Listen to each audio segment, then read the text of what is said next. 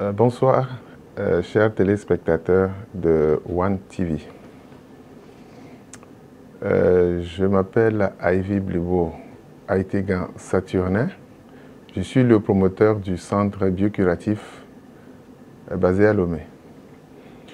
Notre ambition, c'est de mettre en pratique l'adage selon lequel votre santé ou ta santé se trouve dans ton assiette.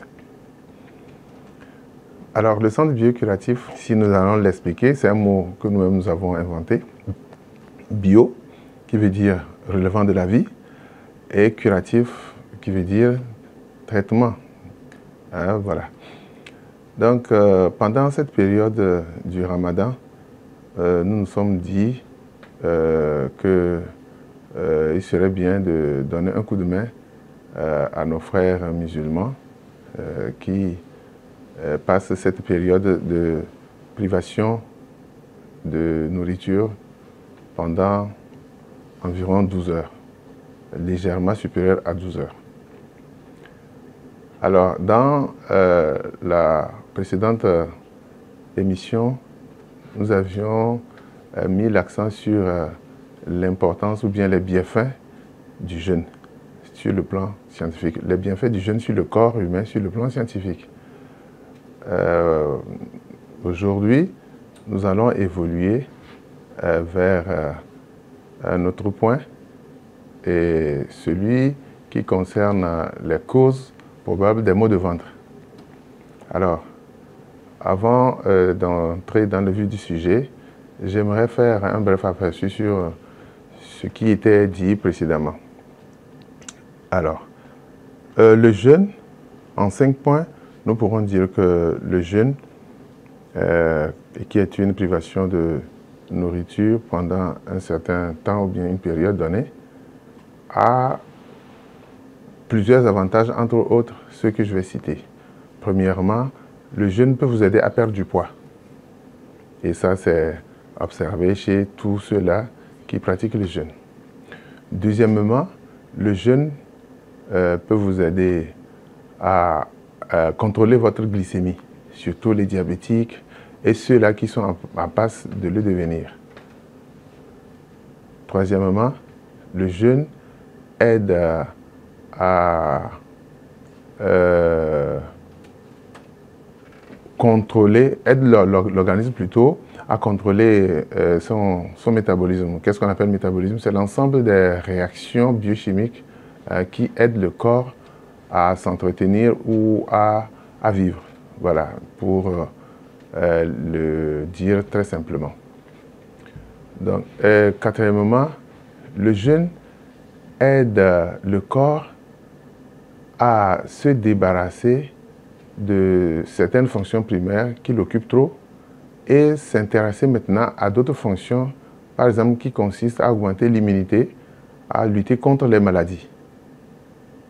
Ceux-là qui jeûnent le plus souvent vont constater que pendant une certaine période de leur vie, ils sentaient certains maux, mais en jeûnant, ils se sentent légers, un bienfait s'installe dans leur corps. Et enfin, le jeûne, surtout, aide le cerveau à mieux se prendre en charge. Le jeûne permet aussi de lutter ou bien d'allonger la longévité, ou bien de combattre le vieillissement. Voilà. Nous n'allons pas aller dans les détails. Ceux-là qui jeûnent régulièrement se purifient le corps et aident donc le corps à se débarrasser des toxines. Et qui parle de toxines aide donc le corps à vivre beaucoup plus sainement. Donc le jeûne aide aussi le cerveau à ne pas trop subir les effets qui conduisent à ces deux maladies affreuses qui sont l'Alzheimer et puis la maladie de Parkinson. Alors, comment déjeuner, comment rompre? Chaque jour, nous aurons à rappeler ce côté. Comment déjeuner? Pour déjeuner, au petit matin à l'aube, nous disions qu'il faut toujours éviter les aliments dont la digestion conduit à une augmentation de l'acidité dans l'estomac et dans les intestins, dans le tube digestif bien sûr. Et ces aliments sont en l'occurrence les hydrocarbonates, qu'on appelle souvent les glucides. Il y a aussi les lipides, parce qu'une fois les lipides, vous savez, bon, ceux qui ont cette chance de faire des études au moins au niveau lycée scientifique, des séries scientifiques, comprendront que les lipides contiennent beaucoup de fonctions ester. Donc, dans l'estomac, il y a l'acide chlorhydrique qui est produit et d'autres sucres gastriques qui conduisent à la libération de ces fonctions. On parle d'acide gras. Acide gras, c'est quoi? C'est une fonction ester, composée donc de l'acide carboxylique puis de l'alcool.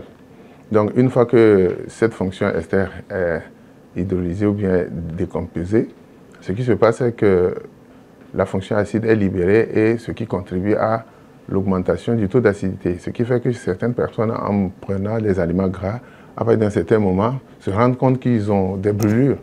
Voilà. Donc, il faut éviter donc, de prendre de ces genres de repas au déjeuner. Et comment rompre le jeûne? Je disais que chaque fois que vous avez faim et que vous voulez manger, le premier aliment que vous prenez est directement reçu par le foie. Donc, c'est-à-dire le foie reçoit un coup. Donc, pour pouvoir aider le foie à en profiter, donc prenez un aliment qui l'aide dans ses fonctions. En l'occurrence, de l'eau. Et dans cette eau, qu'est-ce qu'il faut mettre? Je propose les sucres lents. Les sucres lents, c'est-à-dire tout aliment qui est sucré mais non raffiné. Mais il faut éviter aussi, surtout, de prendre du citron frais, du jus de citron frais. C'est-à-dire que presser le citron et le prendre directement. Parce qu'en le prenant ainsi, vous augmenterez aussi le taux d'acidité dans votre estomac. Donc, ce que moi je préconise le plus souvent, c'est d'alcaliniser le jus de citron en faisant quoi? En le mettant dans de l'eau chaude, une eau chaude qui plus tard va se tiédir avant de le prendre. Donc, je crois qu'en rompant le jeûne ainsi, vous aurez aidé votre foie. Bon, pour ceux-là qui ont des ulcères, qu'est-ce que je leur préconise? Je leur propose de faire un mélange, une infusion de clous de girofle, de curcuma, et puis un tout petit peu d'ail, Le tout mélangé au citron.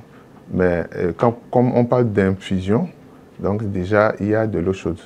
Voilà à peu près ce qu'il faut retenir tout le temps que vous déjeunez et vous rompez le jeûne. Et nous allons vous donner une liste en 16 points des maladies qui causent les maux de ventre. Voilà. Et dans les prochaines émissions, nous choisirons certaines qui incombent directement le jeûne. Et plus tard, au cours des émissions proprement dites, beaucoup plus longues, nous aurons à aller dans les détails pour situer nos téléspectateurs pour qu'ils apprennent à se prendre en charge avant de se rendre dans quelque centre de santé que ce soit. Ce que je vous dirais, quand on a les maux de ventre, le plus souvent, on appelle ça les gastro-entérites. Gastro, c'est-à-dire l'estomac. Entérite, qui entre aux intestins. Donc, c'est une inflammation du tube digestif. Inflammation qui peut être causée par un germe.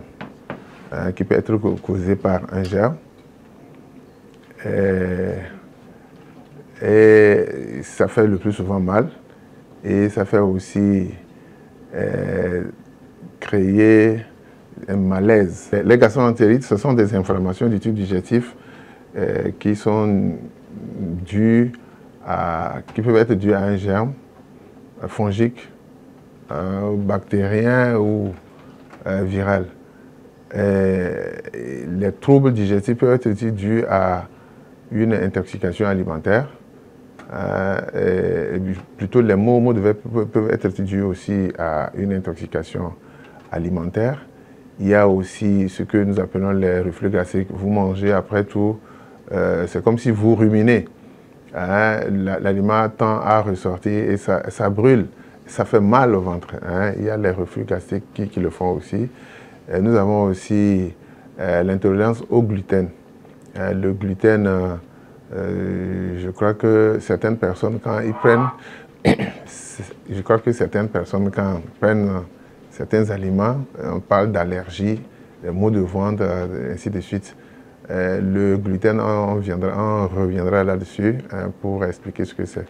Il y a aussi une cystite aiguë. La cystite, c'est quoi? C'est une infection de la vessie. La vessie, vous avez mal au ventre et puis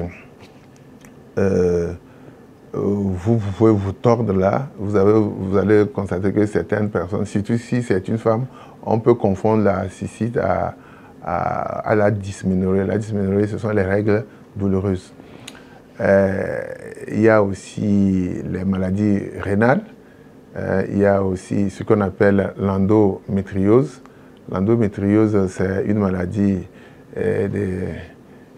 du genre féminin. Les femmes souffrent de ce mal-là par quoi? Par perte constante de sang. Et ça fait très mal, c'est très pénible. Il y a aussi le syndrome de l'intestin irritable, qui est une maladie presque incurable. Il y a aussi les inflammations chroniques de l'intestin qu'on appelle maladie de Crohn. Et là aussi, jusqu'à présent, on ne connaît pas les causes. Il y a aussi la dysbiose qui peut être causée par des constipations, le ballonnement, de l'appendicite aussi. Il y a l'hernie inguinale. Il y a les symptômes du stress, dû au stress surtout, de l'anxiété. À ce XXIe siècle, la vie est caractérisée par un stress inouï. Vous avez des factures à honorer, vous avez des engagements, vous voulez mener une vie optimale, une vie décente. Donc il faut donner le meilleur de vous-même. Voilà à peu près quelques causes dues